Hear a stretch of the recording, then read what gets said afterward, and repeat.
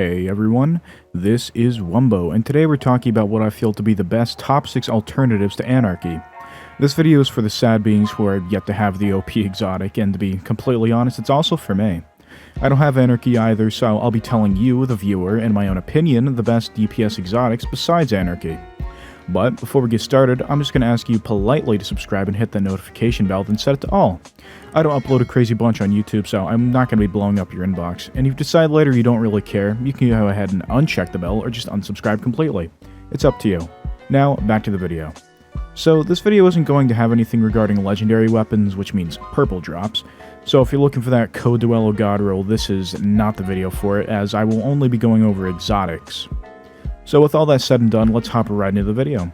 I'll be showing gameplay for 5 of the 6 weapons on this list, as I don't have number 4, and chances are if you don't have Anarchy, you won't have number 4 either. So coming in at number 6, we have Horde.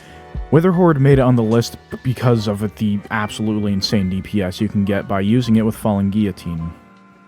I think that's how you say it. Yeah, Guillotine? I don't know, one of those. The DPS was better about 10 months ago from this video's release, but it can still absolutely dominate today if used correctly. Not to mention how fun it can be. With all the super serious loadouts and constant switching of weapons, mods on armor to get the best effective DPS, it's nice to just relax and dominate with no work put in at all. This can also be great in PvP and Control. The shot when hitting the ground can be perfect to hold off a zone, and if you get a direct hit on a player, the health of the player will diminish within seconds. Horde is an overall amazing weapon, and I'm surprised it's not getting more play from those without Anarchy. Dropping in at number 5 spot is an oldie, Two-Tailed Fox. This rocket launcher can be an absolute monster of DPS, and again, I'm very surprised it's not seeing more play. If you mix this exotic with a debuff from a Void subclass or Divinity from, I don't know, another player on your fire team, consider the boss absolutely incinerated. This gun shoots 2 of the most powerful rockets in the game and tracks a target. When both hit said target, it does an absolutely insane amount of damage, and I would absolutely recommend adding this one to your arsenal if you don't already have it. If this launcher is going to be taking up an exotic slot and your heavy slot, you best believe it is going to be worth it. There's only one competitor that I would say is arguably better, and that is the Eyes of Tomorrow rocket launcher coming out at number 4. There's no gameplay of me using it like I said earlier because I simply don't have it, but come on, how much do people freak out when they get it? How long has everyone been hunting for it? Do you know why people want it so bad? Well, probably because it's an absolute monster of a gun. This will easily dominate any PvP match and even more so in PvE. Its volley of missiles mixed with truth-level tracking is incomprehensible. This exotic right here is perfect for not only clearing a room of ads, but will easily dominate any boss, including raid bosses. Going to number 3, there's another oldie but a goodie, Whisper of the Worm. You have no idea how much I've been dying to talk about this weapon again just because of how goddamn cool it is. I never thought it would be bringing it up again, but yeah, here we are. The sniper has dominated bosses all over the system, and will continue to do so for as long as it's in the game. I will admit, it was far better when it first released, but that doesn't stop it from making the top 3 on this list.